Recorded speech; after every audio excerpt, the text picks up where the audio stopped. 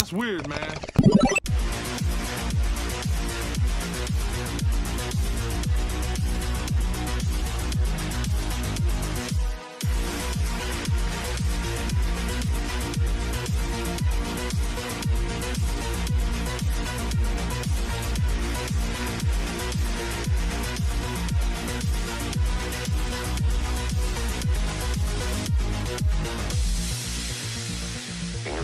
Would not be the same.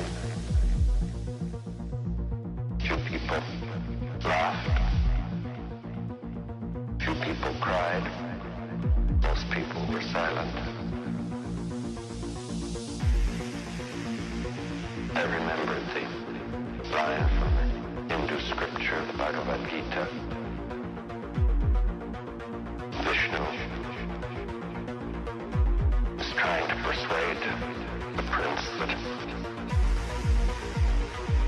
he should do his duty, and to impress him takes on his multi-armed form and says, "Now I am become death, the destroyer of worlds."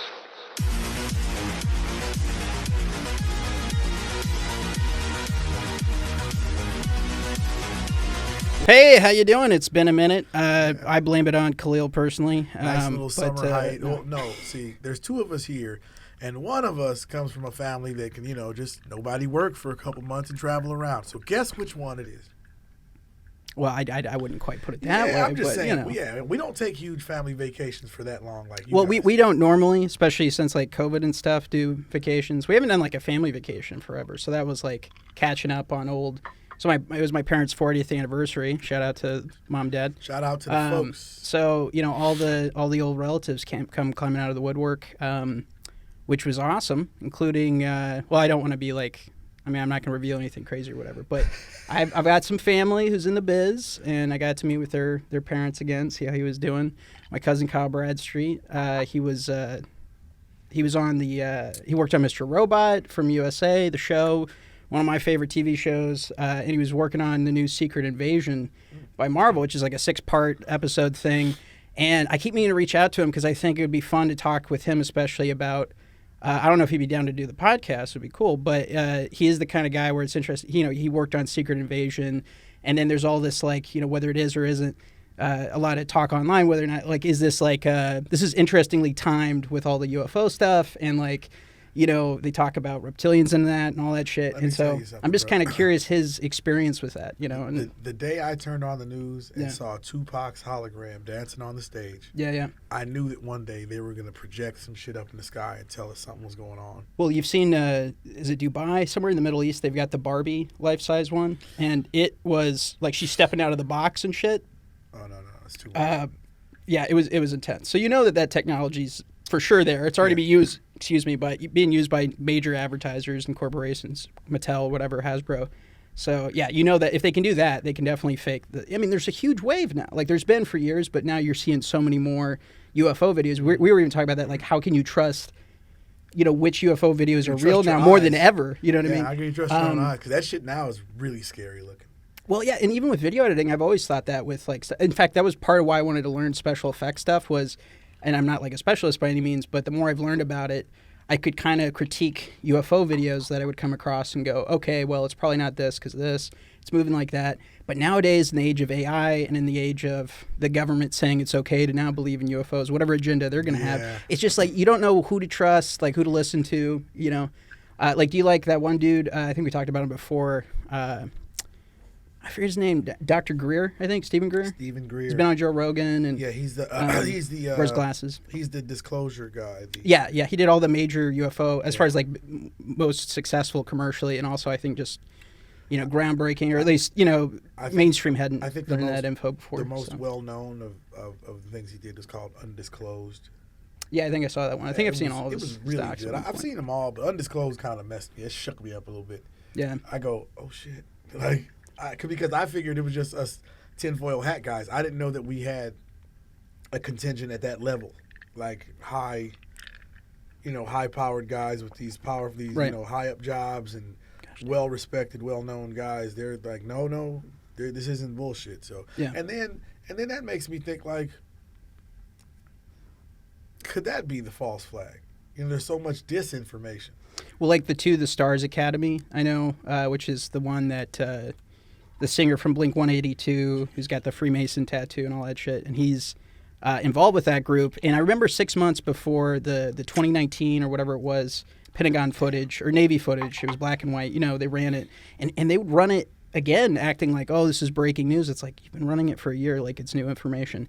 But 6 months before that, online, and the people I would listen to in the independent space were like, just you watch, in 6 months, they're going to start doing their version of disclosure. And everything, and that's when To the Stars Academy was announced.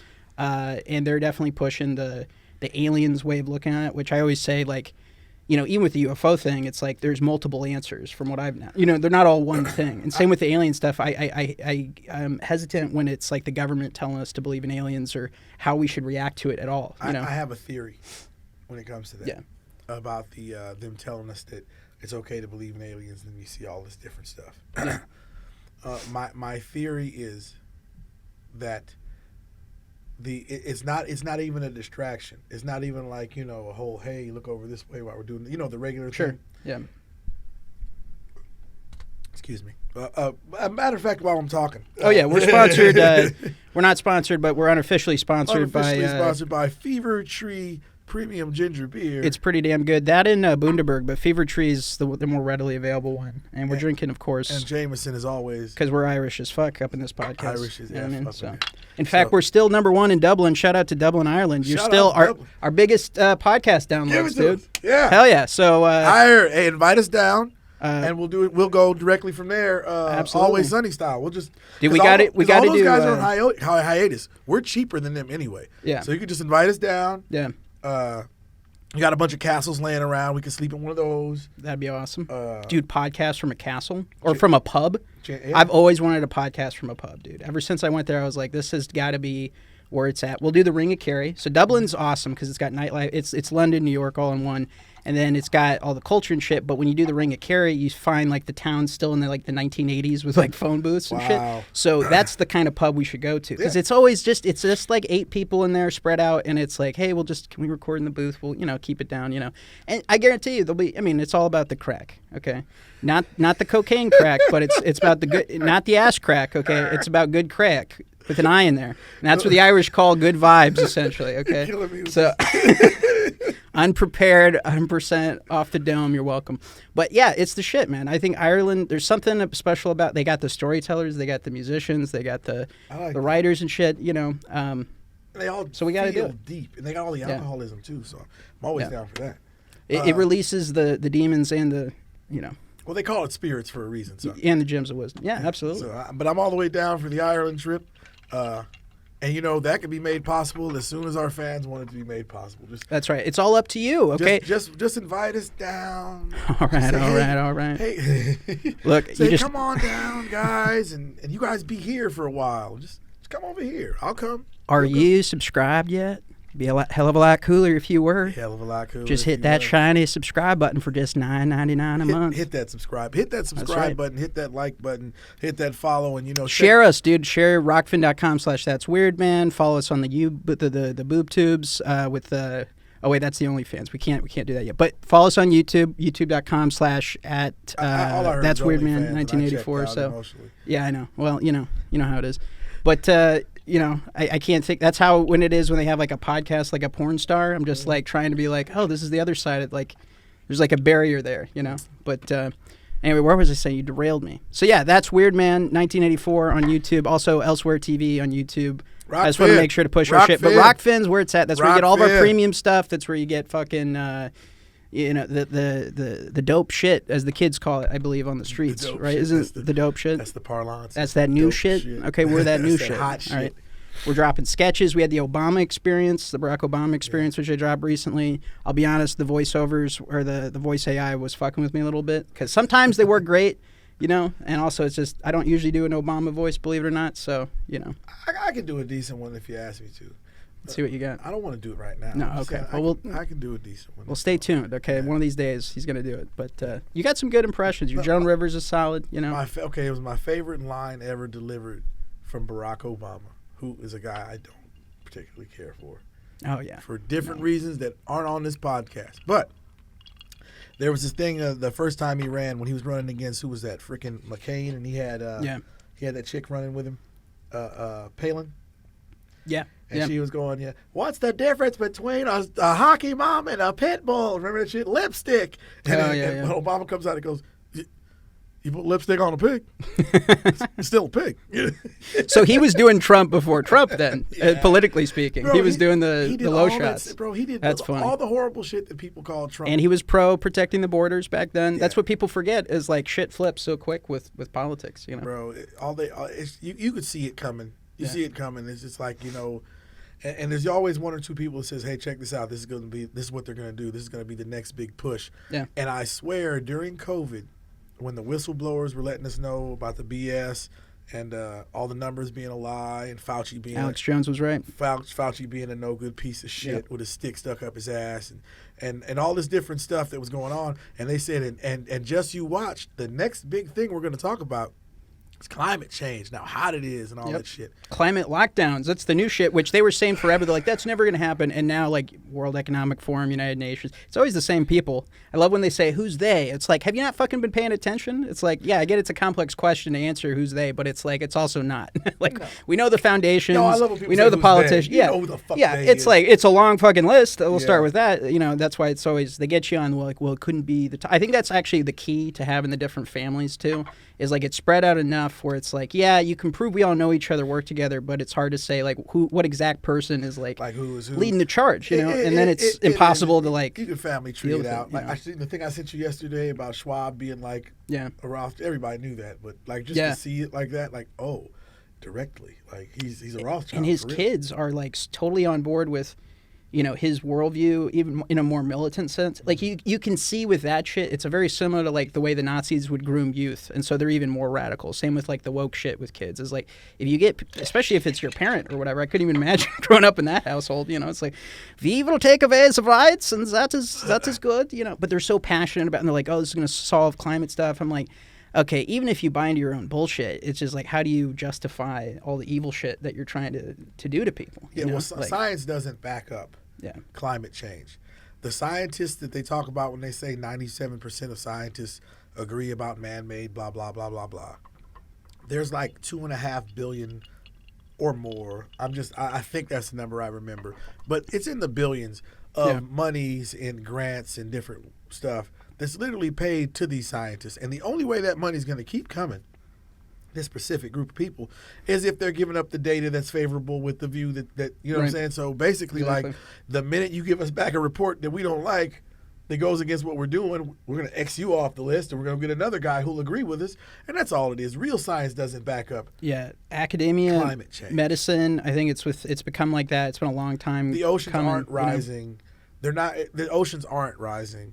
Well, the oceans aren't rising. If you listen to ecologists who actually are supposed to take in all scientific disciplines into factoring it out, which I think anytime you're dealing with medicine or health or nature, you have to be comprehensive. And when I've listened to ecologists talk about it, unless they're like bought and paid for, they're like, yeah, you know, it's going up, but it's also part of this long wavelength of heat and cooling, and we're nowhere near the extremes. No, there's cycles. And here's the funny thing is, like, people think, oh, you don't care about the environment. I'm actually, you know, I grew up camping and doing scouts and all that shit. So I'm very pro taking care of the environment. Jake's an Eagle Scout. I'm an Eagle Scout, motherfucker. You coming for me? I'm coming for you. But yeah, what were we talking about? So I was thinking about we should talk about Jamie Foxx.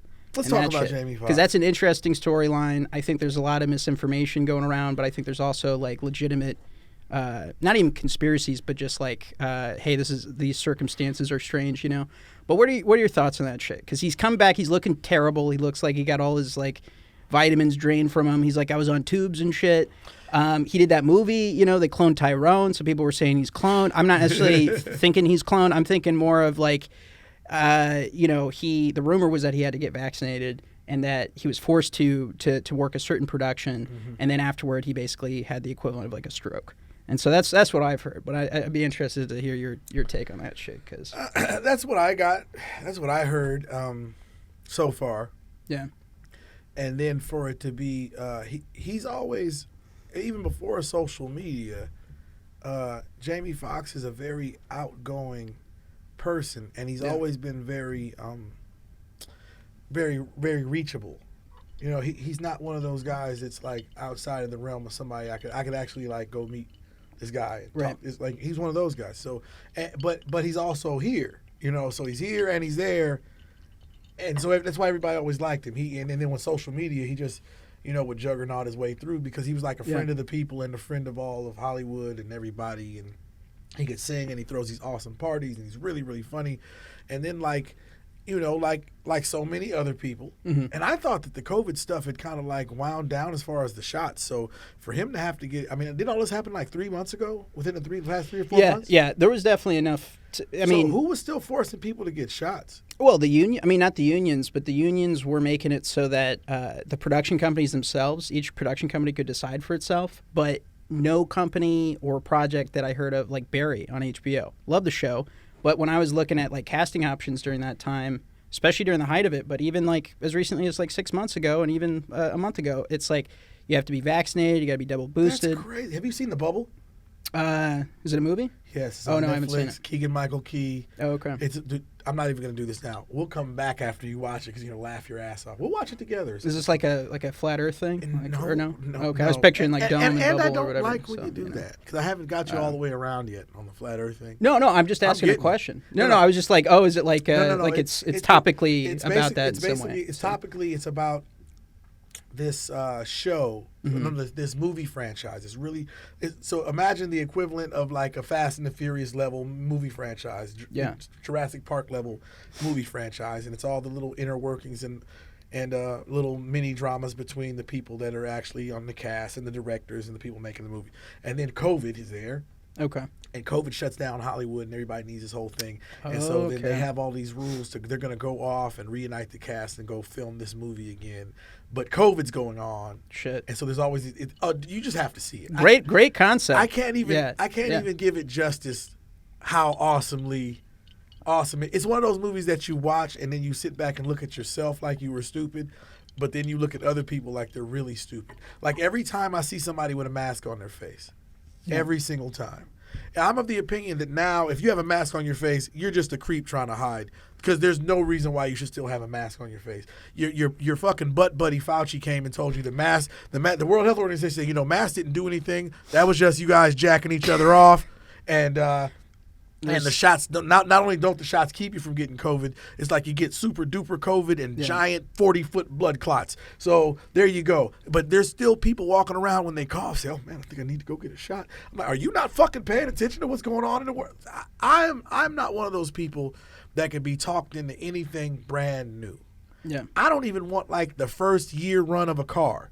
No. You know what I'm saying? A new phone even, sometimes you're like, let other people be the guinea pigs. The people that always run after those things, those are the people who were proud to go get their shots. Yep. Those are the guys who wear the fucking gay-ass I voted stickers. And they went and got their shots and said, yeah, man, I got vaccinated. Why? Then you don't even have a job. Like, why'd you go get a vaccine? You don't have a job and you don't travel? Exactly. Why are you getting vaccinated? I travel for work. And I'm going to tell you right now that all this shit is fucking swept under the rug.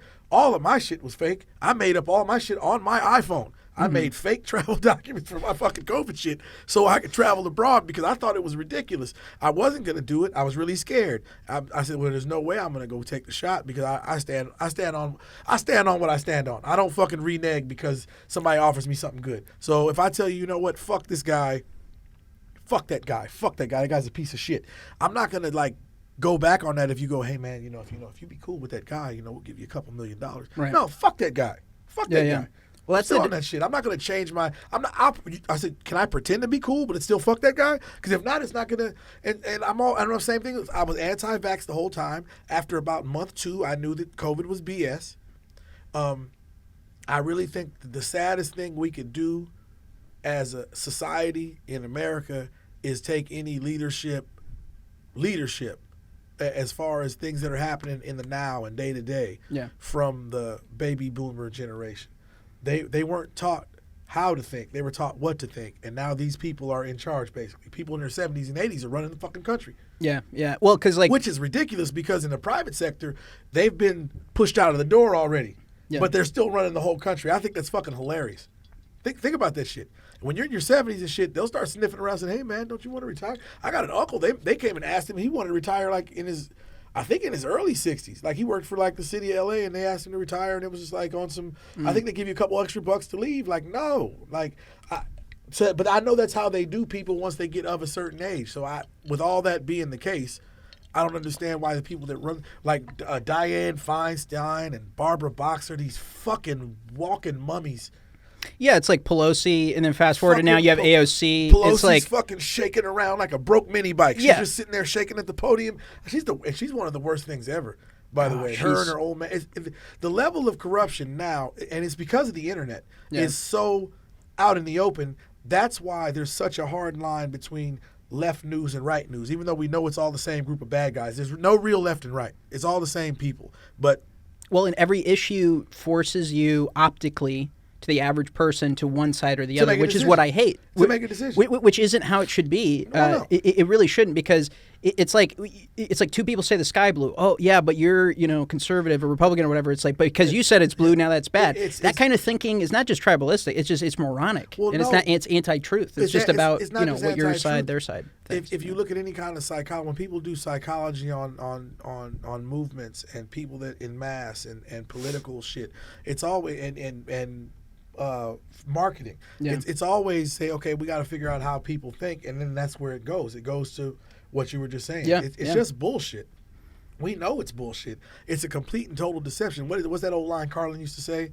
There's 32 fucking flavors of ice cream, but there's only 2 political parties. Yeah, exactly. There's like 15 car makes, and there's like he was so ahead of the curve on shit, man, or curb. He just blew his heart out with really, really good coke. Let me tell you something, dude. There's only so many cocaine heart attacks you can have. Yeah. And that's what those guys were getting. Those guys were just doing real Johnny Depp level blow. Shout out to Pee Wee Herman. Rest in peace, Paul Rubin. Rest in peace, man. Rest in peace. I was a lifelong fan. Mm-hmm. Hey, John B. I used to watch that shit every Saturday as a child.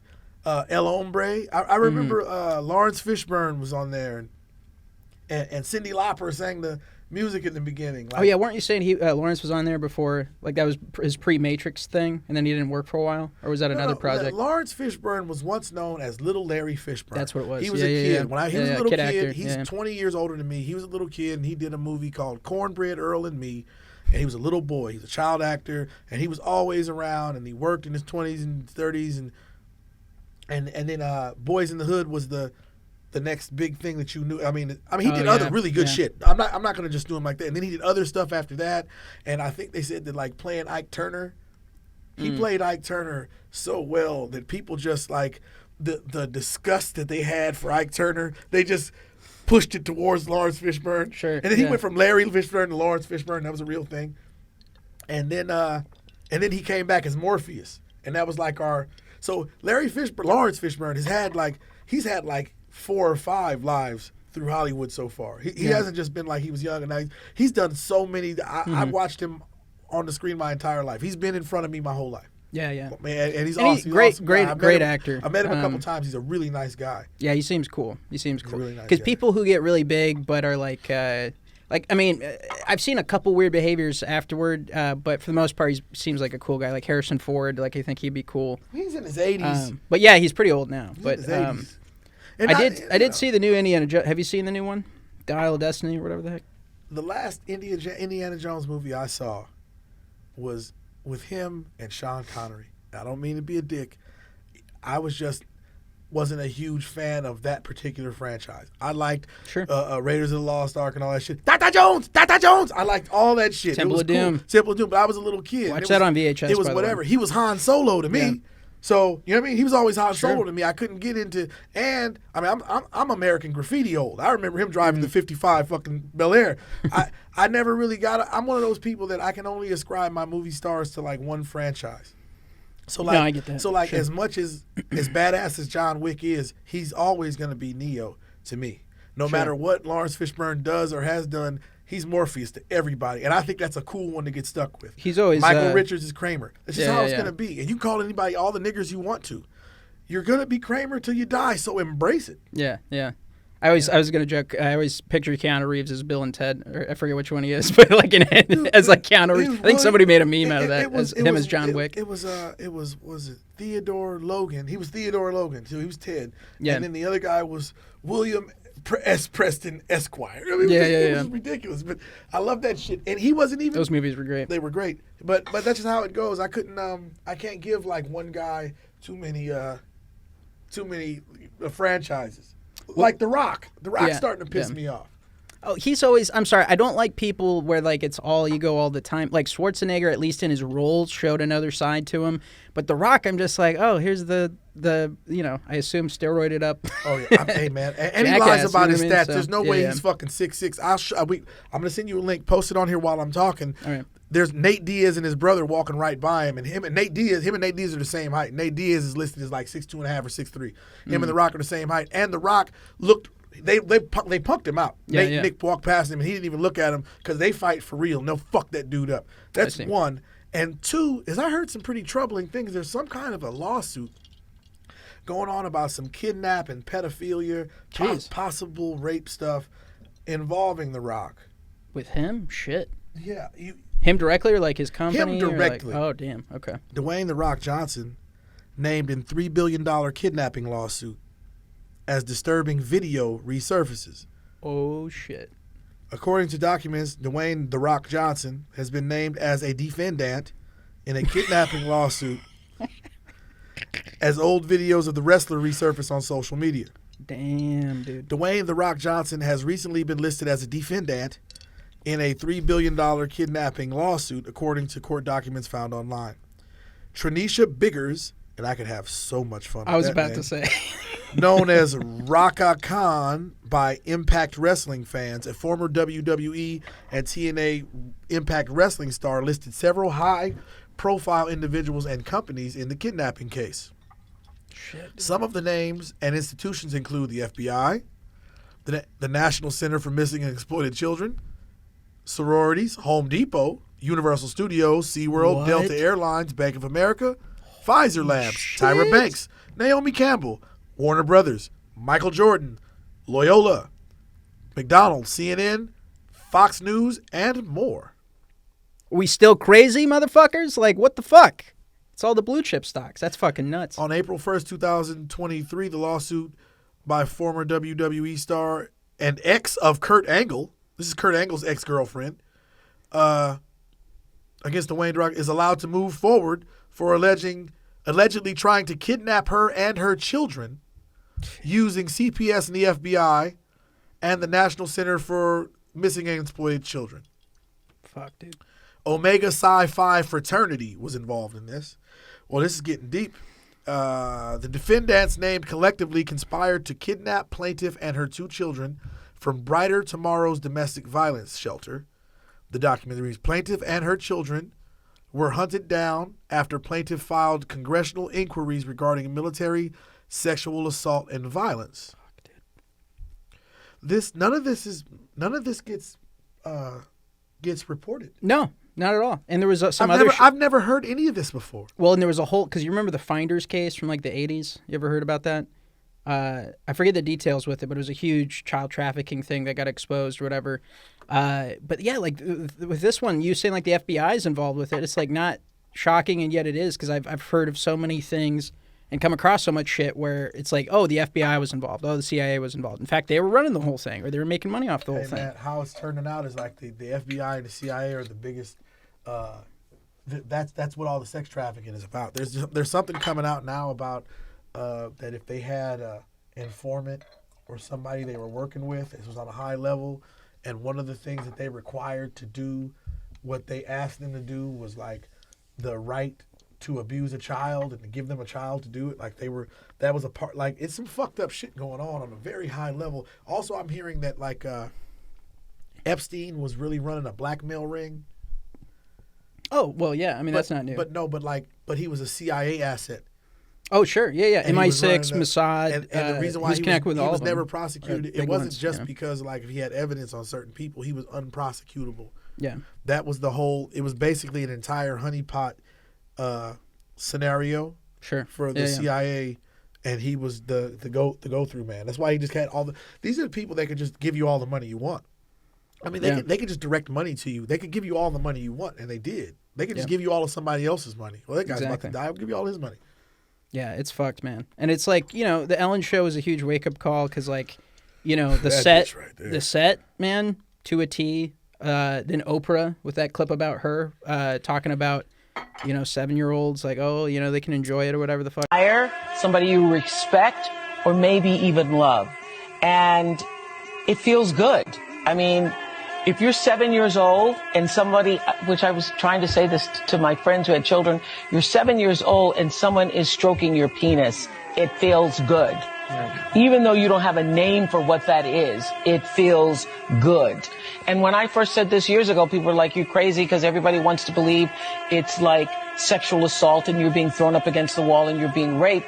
And I have said for years, if the abuser is any good, it's them mocking us now. Yeah, absolutely. Well, and then, the problem is it all links with all of it. And so they tried to, that's what I wanted to bring up. So the main, I think ABC news anchor it was who debunked supposedly Pizzagate and all that shit just got busted for, I shouldn't be smiling, but he got busted for child pornography. Yeah. And so it becomes so blatant, and ABC was the same network. I forget the name of that anchor who they sat on the story. She, the footage came out and she's like, yeah, we sat on the story for 3 years. They wouldn't let me do it. And she's like, now everybody's talking about it. I've had the story for 3 years. I've had this interview with Virginia Roberts. We would not put it on the air. First of all, I was told, who's Jeffrey Epstein? No one knows who that is. This is a stupid story.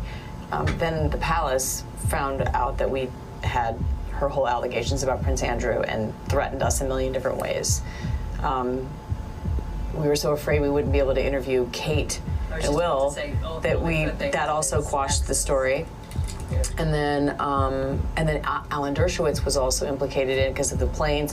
She told me everything. She had pictures. She had everything. She was in hiding for 12 years. We convinced her to come out. We convinced her to talk to us. It was unbelievable what we had. Clinton. We had everything. I tried for 3 years to get it on, to no avail, and now it's all coming out, and it's like these new revelations, and I freaking had all of it. I'm so pissed right now. Like, every day I get more and more pissed because I'm just like, oh my God, what we had was unreal. Other women backing it up. Hey, yep. Brad Edwards, the attorney, 3 years ago, saying there will come a day when we will realize Jeffrey Epstein was the most prolific pedophile this country has ever known. And I had it all 3 years ago. The creepy thing is that we would make access to all of these high profile. But you can tell how they think about it. They don't go, oh, the kids, or they worry about it. They go, oh, I wanted to be the one to break the story. We weren't allowed to break it. Now it's broken. You know what I mean? And it's just like, fuck you guys. You don't give a shit.